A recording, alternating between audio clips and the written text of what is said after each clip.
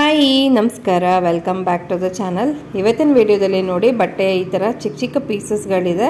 ಕೆಲವೊಂದು ಹಾಗೆ ಇತ್ತು, ಕೆಲವೊಂದನ್ನು ನನಗೆ ಬೇಕಾಗಿರೋ ರೀತಿ ಉಳಿದಿರುವಂಥ ಬಟ್ಟೆಯಲ್ಲಿ ಕಟ್ ಮಾಡ್ಕೊಂಡಿದ್ದೀನಿ.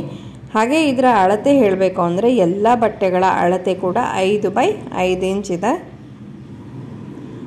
ಈಗ ನೆಕ್ಸ್ಟ್ ಏನು ಮಾಡಬೇಕು ಅಂದರೆ ಈ ಎಲ್ಲ ಬಟ್ಟೆಗಳನ್ನು ಒಂದ್ರ ಪಕ್ಕ ಒಂದು ಯಾವ ಥರ ನಿಮಗೆ ಬೇಕು, ಯಾವ ಥರ ಇಟ್ಕೊಂಡ್ರೆ ಚೆನ್ನಾಗಿ ಕಾಣುತ್ತೆ ಅಂತ ನಾನು ಒಂದು ಸಲ ಈ ರೀತಿಯಾಗಿ ಇಟ್ಕೊಂಡು ಕಾಂಬಿನೇಷನ್ ಮಾಡಿ ನೋಡ್ಕೊಳ್ತಾ ಇದ್ದೀನಿ.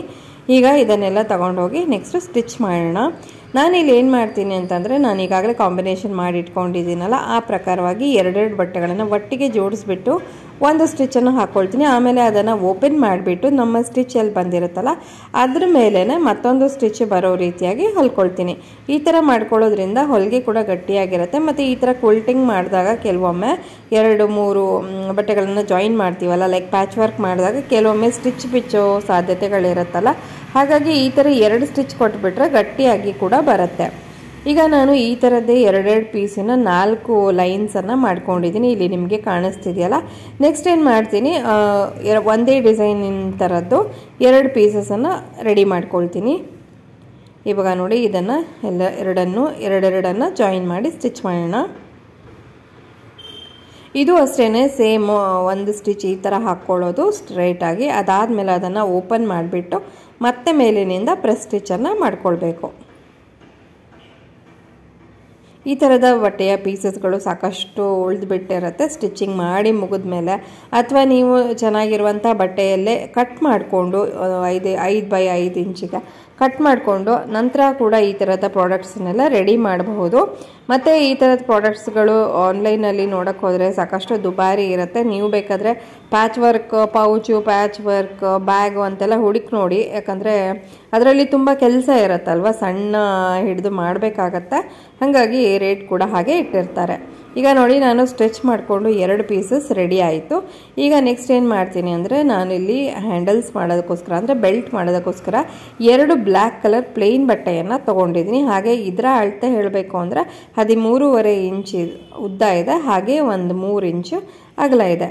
ಸೊ ಬೆಲ್ಟ್ ಮಾಡೋ ಪ್ರೊಸೆಸನ್ನು ಕೂಡ ಕೆಲವರು ಕೇಳ್ತೀರ ಕಾಮೆಂಟಲ್ಲಿ. ಇದು ಸಿಂಪಲ್ ಇದೆ, ಏನಿಲ್ಲ. ಆ ಕಡೆಯಿಂದ ಒಂದು ಫೋಲ್ಡು, ಈ ಕಡೆಯಿಂದ ಒಂದು ಫೋಲ್ಡು, ಮತ್ತು ಅವೆರಡನ್ನು ಸೇರಿಸಿ ಮತ್ತೊಂದು ಫೋಲ್ಡ್ ಹಾಕಿ ಸ್ಟಿಚ್ ಹಾಕಿಬಿಟ್ರೆ 2 ಕಡೆಗೂ ನಾನು ಸ್ಟಿಚ್ ಹಾಕ್ಕೊಳ್ತೀನಿ. ಆವಾಗ ಒಂದು ಚೆನ್ನಾಗಿರುವಂಥ ಬೆಲ್ಟ್ಸು ರೆಡಿ ಆಗುತ್ತೆ. ನೆಕ್ಸ್ಟ್ ಏನು ಮಾಡಬೇಕು ಅಂದರೆ, ನಾವು ಮುಂಚೆ ಒಂದು ಬಟ್ಟೆಯನ್ನು ರೆಡಿ ಇಟ್ಕೊಂಡಿದ್ವಲ್ಲ, ಅದನ್ನು ತೊಗೊಂಡು ಅದರ ಸೆಂಟರನ್ನು ಮಾರ್ಕ್ ಮಾಡ್ಕೊಳ್ಬೇಕು. ನಾನಿಲ್ಲಿ ಒಟ್ಟಿಗೆ 2 ಪೀಸಸ್ಸಿನ ಸೆಂಟರನ್ನು ಮಾರ್ಕ್ ಮಾಡ್ಕೊಳ್ತಾ ಇದ್ದೀನಿ. ನೋಡಿ ಈ ರೀತಿಯಾಗಿ ಒಂದೇ ರೀತಿಯಾಗಿ ಮಾರ್ಕ್ ಮಾಡ್ಕೊಳ್ಬೇಕು.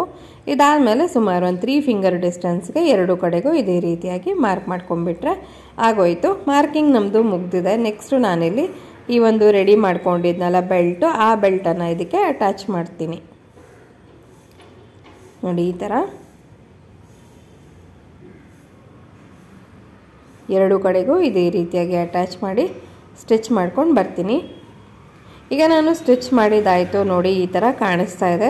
ನೆಕ್ಸ್ಟ್ ಏನು ಮಾಡಬೇಕು ಅಂತಂದರೆ, ಈ ಒಂದು ಮೇನ್ ಬಟ್ಟೆ ಏನಿದೆ ಅಲ್ಲ, ಅದೇ ಅಳತೆಯ ಲೈನಿಂಗ್ ಬಟ್ಟೆಗಳನ್ನು ತೊಗೊಳ್ಬೇಕು. ಹಾಗೆ ನಾನು ಈ ಒಂದು ಬ್ಯಾಗ್ ಮಾಡೋದಕ್ಕೆ ಯಾವುದೇ ಜಿಪ್ಪು, ರನ್ನರು ಅಥವಾ ಸ್ಪಾಂಜು ಏನನ್ನೂ ಬಳಸಿಲ್ಲ. ಕೇವಲ ಬಟ್ಟೆಗಳಿಂದ ಮಾತ್ರ ಇದನ್ನು ಹೇಗೆ ಮಾಡೋದು ಅಂತ ತೋರಿಸಿದ್ದೀನಿ.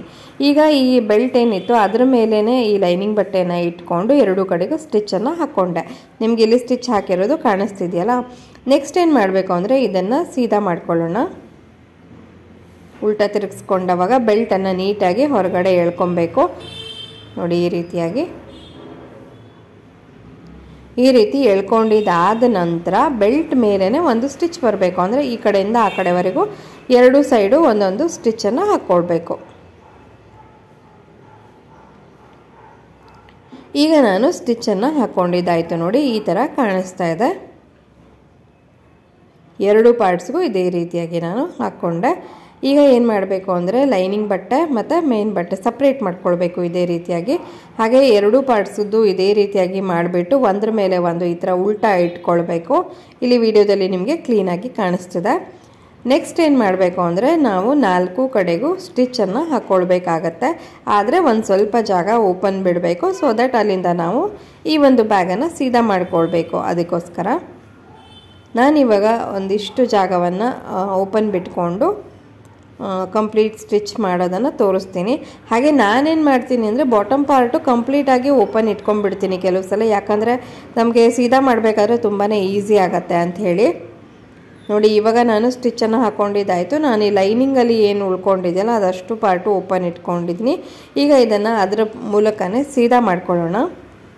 ಸೀದಾ ಮಾಡ್ಕೊಂಡಿದ್ದಾದ ನಂತರ ನೋಡಿ ನೀಟಾಗಿ ಕಾರ್ನರ್ಸ್ ಎಲ್ಲ ಫಸ್ಟಿಗೆ ಸೆಟ್ ಮಾಡ್ಕೊಂಡ್ಬಿಡ್ಬೇಕು ಮೇನ್ ಬಟ್ಟೆದು. ಯಾಕಂದರೆ ಒಂದ್ಸಲ ನಾವು ಲೈನಿಂಗ್ ಬಟ್ಟೆಗೆ ಈ ಕಡೆ ಕೆಳಗಡೆ ಸ್ಟಿಚ್ಚನ್ನು ಹಾಕಿಬಿಟ್ರೆ ಮತ್ತೆ ನಾವು ಅಲ್ಲಿ ನೀಟ್ ಮಾಡ್ಕೊಳ್ಳೋದು ಕಷ್ಟ. ಈಗ ನಾನು ಲೈನಿಂಗ್ ಬಟ್ಟೆಯಲ್ಲಿ ತುದಿ ಕಡೆ ಒಂದು 1/4 ಇಂಚು ಒಳಗೆ ತಳ್ತಾ ಅದಕ್ಕೂ ಕೂಡ ಒಂದು ಕಂಪ್ಲೀಟ್ ಸ್ಟ್ರೈಟ್ ಸ್ಟಿಚ್ಚನ್ನು ಹಾಕ್ಕೊಂಡಿದ್ದಾಯಿತು.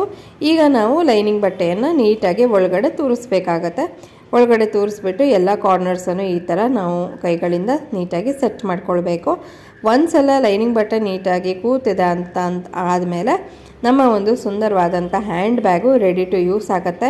ಇದು ಹಾಲು ಮೊಸರು ತರೋದಕ್ಕೆ ಅಥವಾ ಸುಮ್ಮನೆ ಏನಾದರೂ ಒಂದು ಸ್ವಲ್ಪ ತರಕಾರಿ ತರೋದಿದ್ರೆ ಅವಾಗೆಲ್ಲ ತುಂಬಾ ಯೂಸ್ಫುಲ್ ಆಗಿರುವಂಥ ಒಂದು ಹ್ಯಾಂಡ್ ಬ್ಯಾಗ್ ಇದು. ಜಸ್ಟ್ ಬಟ್ಟೆಗಳಿಂದನೇ ಮಾಡ್ಕೊಳ್ಬೋದು ಮತ್ತು ನೋಡೋದಕ್ಕೂ ಕೂಡ ತುಂಬಾ ಚೆನ್ನಾಗಿ ಕಾಣಿಸುತ್ತೆ. ಜಸ್ಟ್ ಒಂದು ಪ್ಲೇನ್ ವೈಟ್ ಕಾಟನ್ ಬ್ಯಾಗ್ ತೊಗೊಂಡು ಹೋಗೋದಕ್ಕಿಂತ ಈ ಥರದ್ದು ಒಂದು ಮಾಡಿಕೊಂಡ್ರೆ ತುಂಬಾ ಚೆನ್ನಾಗಿರುತ್ತೆ. ಮತ್ತು ನೀವೇ ನೋಡಿದಾಗೆ ಯಾವುದು ಜಾಸ್ತಿ ಐಟಮ್ಸ್ ಏನೂ ಬೇಕಾಗೋದಿಲ್ಲ ಇದಕ್ಕೆ. ಸೊ ನಿಮಗೆ ಈ ಒಂದು ವಿಡಿಯೋ ತುಂಬಾ ಇಷ್ಟ ಆಗುತ್ತೆ ಅಂತ ನಾನು ಭಾವಿಸ್ತಾ ಇದ್ದೀನಿ. ಸೊ ಇದಾಗಿತ್ತು ಇವತ್ತಿನ ಒಂದು ವಿಡಿಯೋ. ಇವತ್ತಿನ ವಿಡಿಯೋ ನಿಮ್ಮೆಲ್ಲರಿಗೂ ಇಷ್ಟ ಆಗಿದ್ರೆ ದಯವಿಟ್ಟು ಒಂದು ಲೈಕನ್ನು ಕೊಡೋದನ್ನು ಮರಿಬೇಡಿ.